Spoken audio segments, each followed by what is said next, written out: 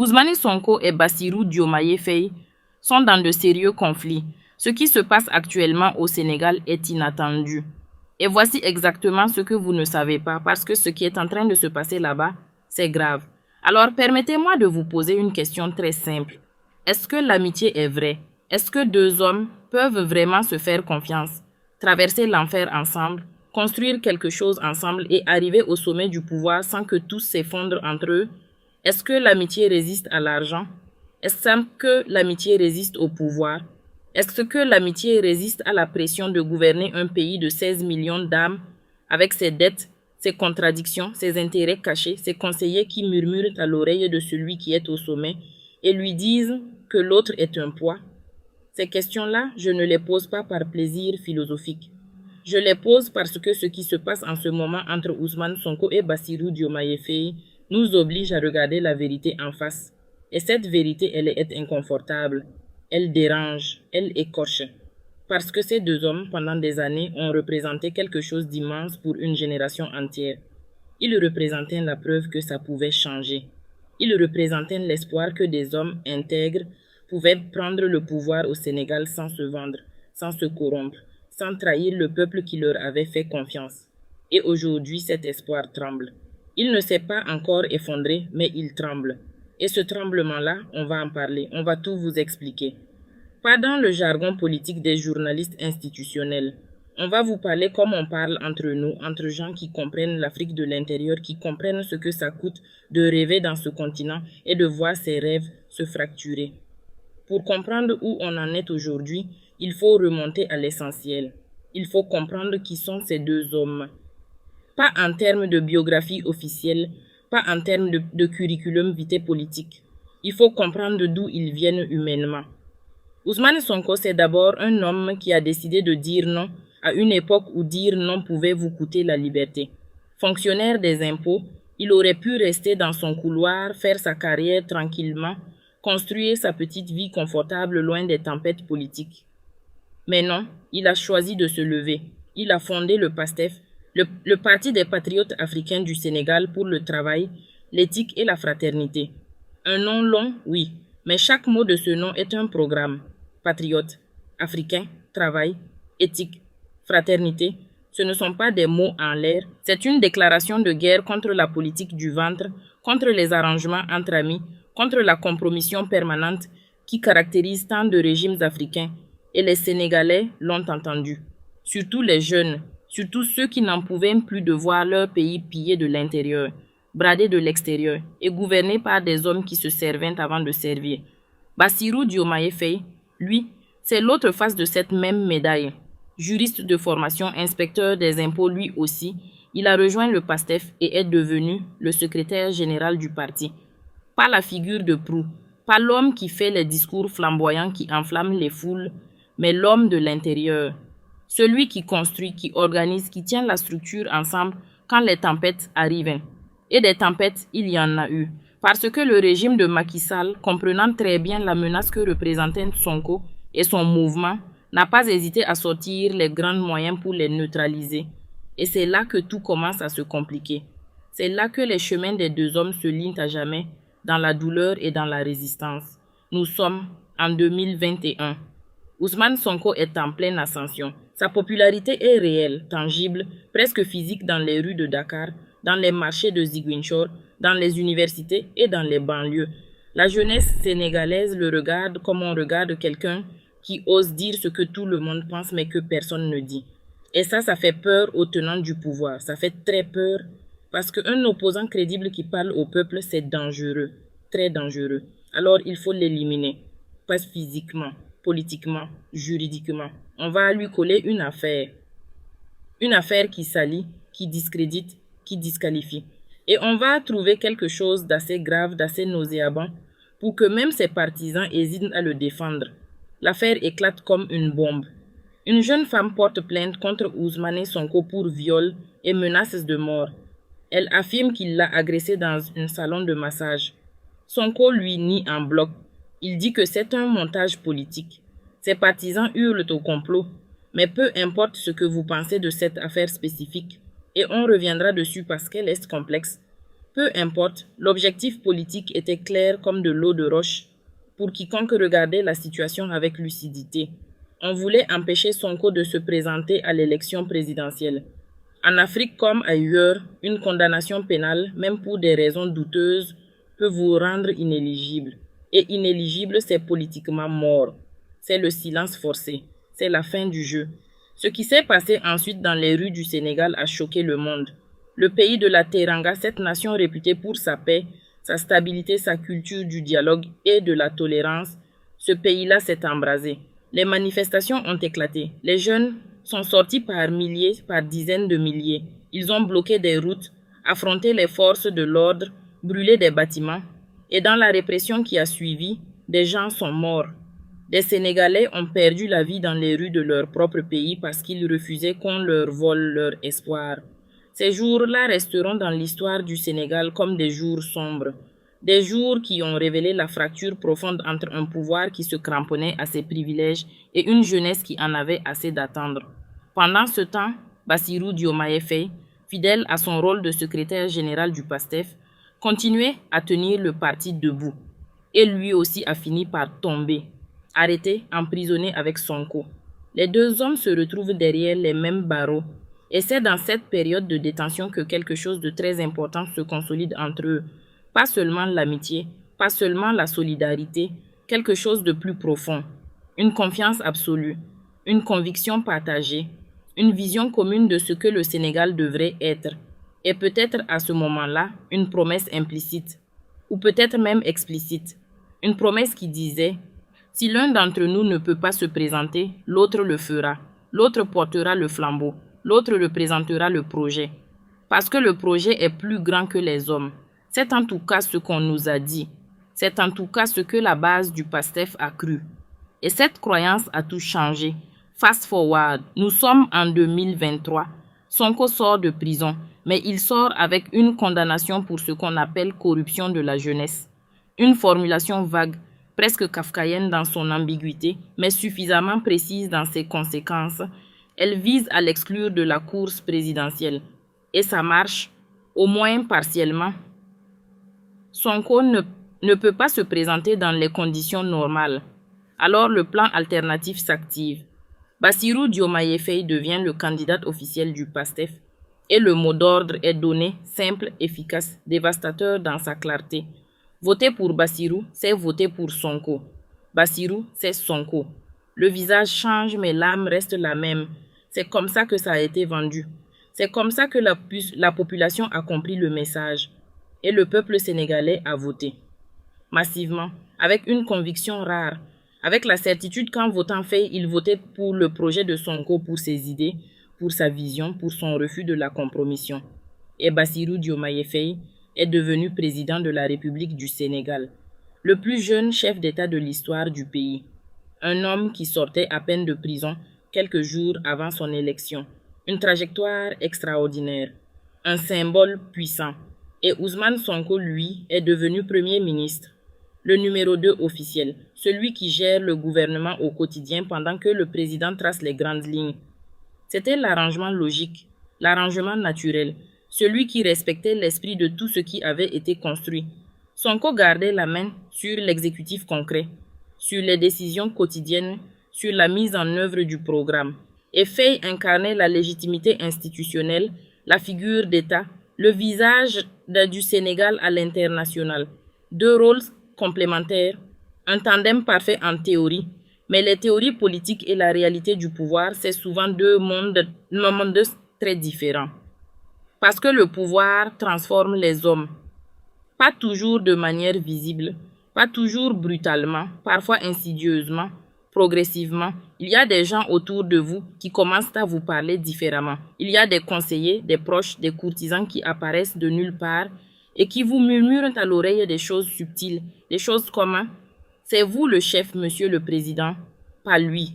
Lui, il est sous votre autorité. » Ou encore « Vous n'avez pas à demander la permission, vous n'avez pas à rendre de compte. Vous êtes l'élu du peuple. » Et peu à peu, quelque chose se déplace. Quelque chose de presque imperceptible au début, mais qui finit par devenir évident pour tout le monde. Les deux hommes ne parlent plus tout à fait le même langage. Ils ne regardent plus tout à fait dans la même direction et les premières fissures apparaissent. La première grande fissure visible, celle qui a mis le feu aux poudres dans les milieux politiques sénégalais et qui a alerté les observateurs les plus attentifs, c'est l'affaire Atoumane Bodj. Pour ceux qui ne connaissent pas ce nom, voici ce qu'il faut savoir. Atoumane Bodj est un allié politique important. Un homme qui a apporté sa pierre à l'édifice de la coalition qui a porté Faye à la présidence. Pas un figurant, un acteur réel. Et Ousmane Sonko, en tant que Premier ministre et figure centrale du PASTEF, considérait cet homme comme faisant partie de l'alliance, comme un partenaire à respecter, à ménager, à maintenir dans le dispositif. C'était l'équilibre politique établi. C'était ce qui avait été construit, discuté, validé. Et puis, un beau matin, sans concertation, sans discussion préalable, sans même en informer le Premier ministre, le président Bassirou Diomaye Faye décide de l'écarter, de l'exclure de la direction de la coalition présidentielle. Et dans le même mouvement, il nomme à sa place Aminata Touré, une femme proche de lui personnellement, un choix qui relève clairement de sa volonté propre, de ses préférences personnelles, de son réseau à lui et non de celui du PASTEF historique. Une décision unilatérale, une décision qui court-circuite complètement le Premier ministre, qui l'humilie publiquement sans même lui dire « voilà ce que je fais, voilà pourquoi ». Rien, le silence de celui qui n'a plus besoin de justifier ses décisions parce qu'il est le chef. La réaction de Sonko et du PASTEF a été immédiate et cinglante. Le parti a dénoncé cette décision en termes qui ne laissaient aucune place à l'ambiguïté. Ils ont dit que le président avait outrepassé ses prérogatives, qu'il avait agi en dehors des cadres définis, qu'il avait manqué de respect aux structures du parti qu'il avait porté au pouvoir. Et si on lit entre les lignes, parce qu'en politique africaine, il faut souvent lire entre les lignes, le message de Sonko était encore plus clair. Tu as oublié d'où tu viens, tu as oublié ce qu'on a construit ensemble, tu as oublié qu'on était un tandem, pas une hiérarchie où tu décides seul de tout.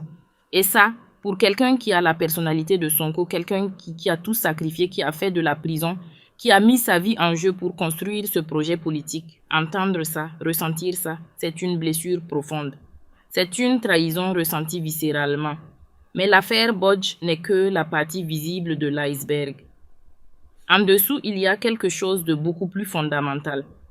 Une divergence idéologique sur la manière dont le Sénégal doit se positionner dans le monde, sur la manière dont il doit gérer ses dettes, ses relations avec les institutions financières internationales, son rapport à l'ancienne puissance coloniale qu'est la France. Et cette divergence-là, elle est autrement plus sérieuse que des querelles de personnes. Elle touche à l'âme même du projet PASTEF. Parlons du FMI. Pour ceux qui ne connaissent pas en détail ce que c'est, voici les bases. Le Fonds monétaire international est une institution financière internationale dont le rôle officiel est d'aider les pays en difficulté économique à stabiliser leurs finances. En pratique, en Afrique, le FMI a souvent été perçu, et cette perception est nourrie par des décennies d'expériences douloureuses, comme un instrument de domination économique. Quand le FMI arrive dans un pays africain avec ses recommandations, ça signifie généralement des coupes dans les dépenses sociales, des privatisations, des réformes qui servent d'abord les créanciers internationaux avant de servir les populations locales. C'est une réalité historique que les panafricanistes, que les économistes progressistes africains, que les intellectuels du continent dénoncent depuis des décennies. Or, quand Sonko prend les rênes du gouvernement en tant que Premier ministre, l'une de ses premières découvertes, et elle est explosive, c'est que le Sénégal s'est retrouvé avec une dette cachée. Une dette que le régime de Macky Sall n'avait pas déclarée, n'avait pas rendue publique, avait dissimulée dans les comptes de l'État. Une dette d'environ 11 milliards de dollars. C'est colossal. C'est une somme qui dépasse l'entendement pour un pays comme le Sénégal. Et Sonko, fidèle à sa posture, la dénonce publiquement, met en cause le gouvernement précédent et se retrouve face à la question centrale. Comment gérer cette dette maintenant qu'elle est connue? Le FMI, dans ce contexte, propose ce qu'il appelle une restructuration de la dette. En termes techniques, restructurer une dette, ça peut vouloir dire plusieurs choses. Ça peut vouloir dire allonger les délais de remboursement. Ça peut vouloir dire renégocier les taux d'intérêt. Ça peut vouloir dire rééchelonner les paiements pour donner de l'air au pays. En théorie, c'est présenté comme une aide, une bouée de sauvetage.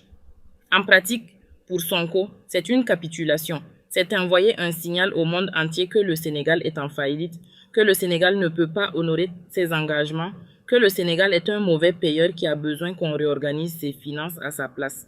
Et ça, dans la logique de Sonko, c'est inacceptable. Sonko s'y oppose frontalement. Il dit non, il dit, on va payer cette dette normalement, selon les échéances d'île prévues, sans restructuration, sans ce signal d'humiliation envoyé au marché et aux investisseurs. Il dit, si on accepte la restructuration, les investisseurs étrangers vont fuir. Ils vont se dire que le Sénégal est sur la voie de la faillite et personne ne vient mettre son argent dans un pays qui coule. Il dit, l'avenir économique du Sénégal ne dépend pas de l'aval du FMI. Il dépend d'abord de notre propre capacité à nous prendre en charge. Il dit, les pays africains doivent apprendre à compter sur eux-mêmes.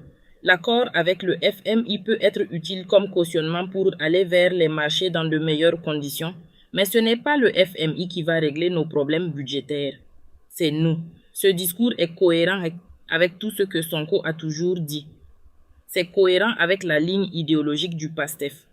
C'est cohérent avec l'aspiration panafricaniste de souveraineté économique que le parti a toujours défendue. Et après avoir tenu ce discours devant les caméras, Sonko attendait quelque chose de très simple. Il attendait que le président de la République, son allié, son compagnon de lutte, son binôme politique, prennent la parole et disent « Le Premier ministre a raison, c'est la position du gouvernement sénégalais. Nous ne restructurerons pas notre dette.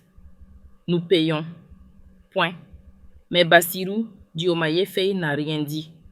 Silence, silence absolu, silence assourdissant. Et dans ce silence, toute une série de messages se lisent.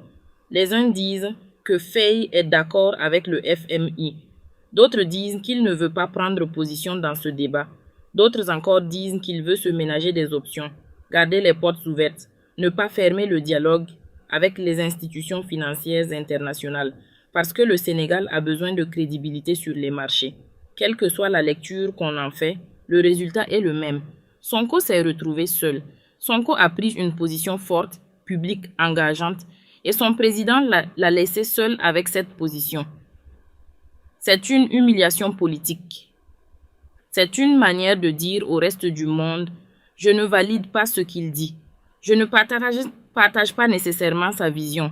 Il parle pour lui, pas pour nous deux. Et voilà comment deux hommes qui ont partagé la même cellule de prison, qui ont vécu la même persécution, qui ont combattu le même ennemi, qui ont construit le même rêve politique, se retrouvent aujourd'hui dans une situation de tension ouverte.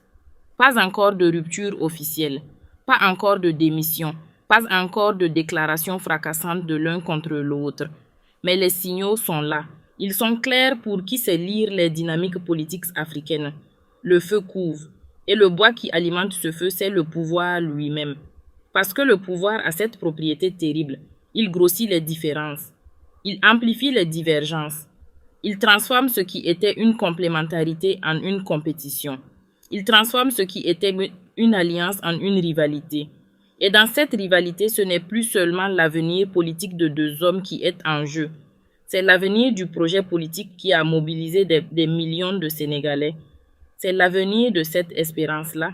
Pour comprendre encore mieux les racines de cette tension, il faut parler de quelque chose que beaucoup de commentateurs évitent parce que ça touche à des sensibilités profondes. La question de la France. La question du rapport à l'ancienne puissance coloniale. La question du franc CFA. La question de la présence militaire française sur le sol sénégalais.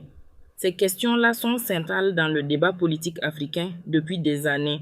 Et Sonko sur ces questions a toujours eu une position très tranchée, très claire.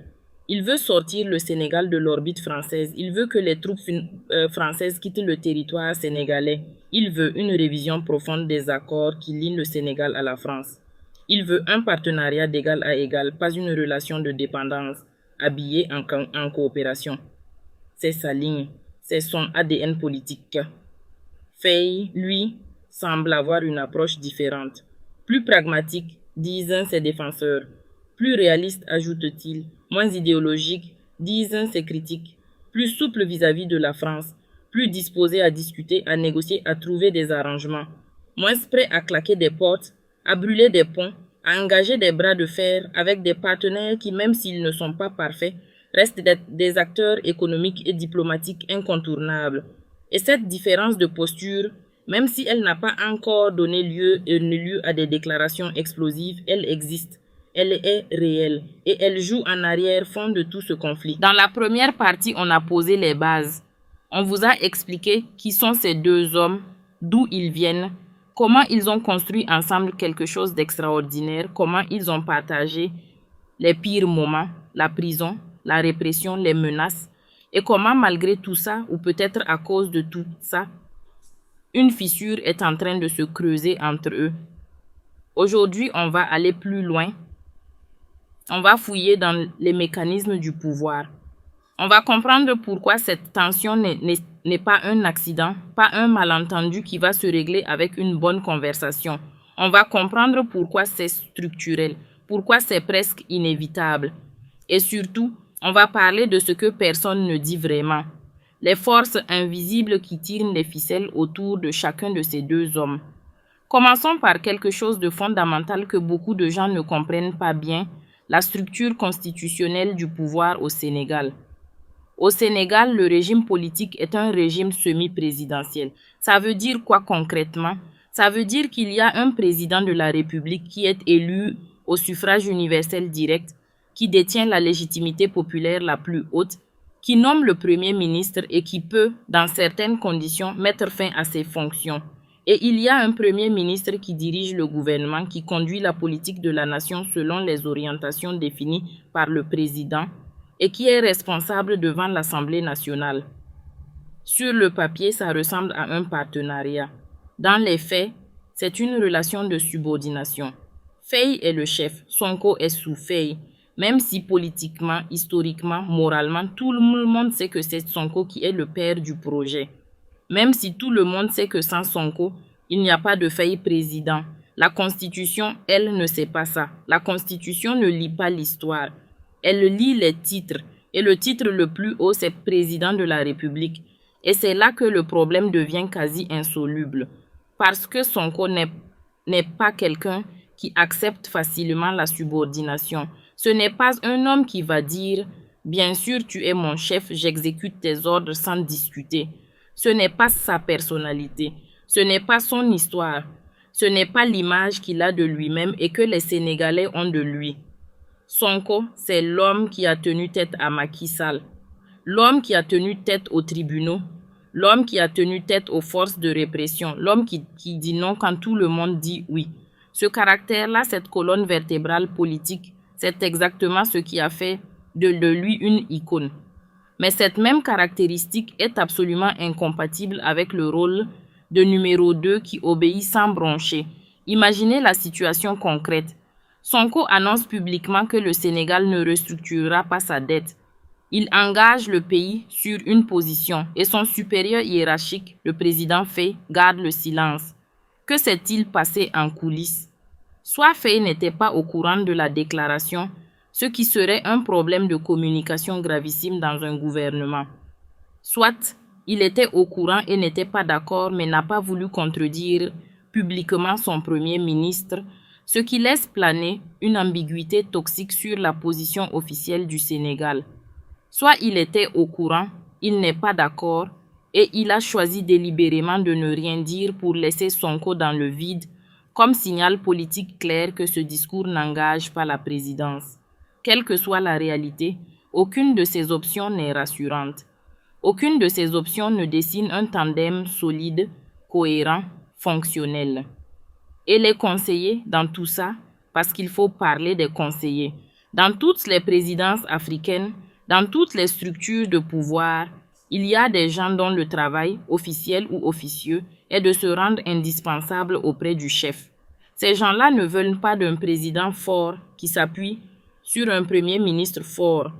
Ils veulent un président qui s'appuie sur eux, un président qui les écoute, un président qui les consulte. Et pour ça, ils ont intérêt à affaiblir les figures qui pourraient leur faire de l'ombre. Et la figure qui fait de l'ombre à tout le monde dans cet exécutif, c'est Sonko. Sonko avec sa légitimité populaire, Sonko avec son réseau dans le parti, Sonko avec sa personnalité qui magnétise les foules, Sonko qui, dans la tête d'une partie des Sénégalais, reste le vrai chef même s'il n'a pas le titre officiel de chef. Alors autour de Faye, il y a des voix qui travaillent, des voix qui lui disent que l'assertivité de Sonko est un problème, que Sonko empiète, que Sonko sort de son rôle, que Sonko est trop indépendant, trop vocal, trop présent sur la scène publique pour quelqu'un qui est théoriquement le numéro 2. Et un président qui écoute ces voix-là, même partiellement, même inconsciemment, finit par commencer à tracer des lignes, par commencer à afficher son autorité, par commencer à prendre des décisions unilatérales, comme la décision sur Atoumane Bodj, qui sont autant de façons de dire « je suis le chef ici, pas toi, moi ». Il y a aussi une autre dimension dont il faut parler avec honnêteté, la dimension économique internationale. Parce que Faye, en tant que président de la République, est exposé à des pressions que Sonko ne ressent pas de la même manière depuis son poste de Premier ministre. Faye rencontre les chefs d'État. Faye va aux sommets internationaux. Faye reçoit les ambassadeurs, les envoyés spéciaux, les représentants des grandes institutions financières. Et dans ces rencontres, le discours qu'on tient à un chef d'État est différent de celui qu'on tient à un opposant politique ou même à un premier ministre. On lui dit « Votre pays a besoin de crédibilité. Votre pays a besoin de partenaires. Votre pays a besoin d'investissements. Et pour attirer ces investissements, pour maintenir ces partenariats, vous avez besoin d'envoyer des signaux de stabilité, de pragmatisme, de modération. Pas de signaux idéologiques trop tranchants qui font peur au marché. Ces pressions, elles ne transforment pas forcément les hommes en traîtres. Parfois, elles les transforment en réalistes. Parfois, elles leur font voir des choses qu'ils ne voyaient pas quand ils étaient dans l'opposition, quand ils n'avaient pas la responsabilité directe de gérer un pays. Mais pour Sonko et pour la base du PASTEF, pour tous ceux qui ont cru dans le projet panafricaniste de rupture radicale, voir Faye adopter des positions plus raisonnables, plus pragmatiques, plus proches de ce que les institutions financières internationales recommandent, c'est une déception. C'est une trahison de l'esprit, même si légalement, constitutionnellement, Faye ne fait rien d'illégal, même s'il peut arguer de façon crédible qu'il gère les contraintes réelles du pouvoir. Politiquement et symboliquement, c'est une rupture avec ce pourquoi les gens ont voté. Et pendant ce temps, Sonko reste Sonko. Il continue à parler comme il a toujours parlé. Il continue à tenir les positions dures, les positions de rupture, les positions qui correspondent à l'ADN originel du PASTEF. Et cela crée une situation paradoxale, presque schizophrène, où le premier ministre d'un gouvernement semble en désaccord avec la politique de son propre président, où le numéro 2 parle publiquement d'une manière qui contredit implicitement ou explicitement les orientations du numéro 1. Et ça, dans n'importe quelle démocratie, dans n'importe quel système politique, c'est intenable sur la durée. Ça ne peut pas durer. Quelque chose doit se résoudre. Soit Sonko rentre dans le rang, ce qui semble très difficile à imaginer pour ceux qui connaissent le personnage. Soit Faye recadre clairement Sonko en public, ce qui serait une humiliation politique monumentale. Soit la rupture intervient, formelle, déclarée, officielle. Et c'est là qu'on arrive à la question la plus douloureuse, la plus difficile à poser pour ceux qui ont cru dans ce projet. Est-ce qu'on est en train d'assister à quelque chose qu'on a déjà vu en Afrique? Est-ce qu'on est en train de vivre un nouveau chapitre d'une histoire que l'histoire africaine connaît trop bien? Parce que l'histoire africaine est malheureusement riche en exemples de compagnons de lutte qui se retrouvent face à face une fois au pouvoir, les armes à la main, au sens figuré du moins on l'espère. Et les deux exemples qu'on cite en Afrique francophone quand on parle de trahison politique au sommet, vous les connaissez. Thomas Sankara et Blaise Compaoré, Patrice Lumumba et Joseph Mobutu, deux paires de compagnons de lutte. Deux paires d'hommes qui ont construit ensemble. Et dans chaque cas, la fin a été tragique. Dans chaque cas, l'un a trahi l'autre. Dans chaque cas, le pouvoir a été l'outil de la destruction du lien. Je veux être très précis ici parce que c'est important. Je ne dis pas que Faye va trahir Sonko de la même manière. Je ne dis pas qu'on va vers une tragédie de cette ampleur. Je ne prédis pas un coup d'État, une mort, une violence politique. Ce n'est pas ce dont je parle. Ce dont je parle, c'est du schéma, c'est de la dynamique. Deux hommes qui combattent ensemble contre un pouvoir oppresseur. L'un devient président grâce à l'autre. Et une fois au pouvoir, les logiques du pouvoir commencent à travailler contre l'unité qu'ils avaient construite dans l'adversité. Parce que l'adversité unit, l'adversité soude. L'adversité crée des liens que rien ne semble pouvoir briser. Mais le pouvoir, lui, divise. Le pouvoir expose les différences que l'adversité avait cachées. Le pouvoir amplifie les divergences que l'unité de façade avait masquées.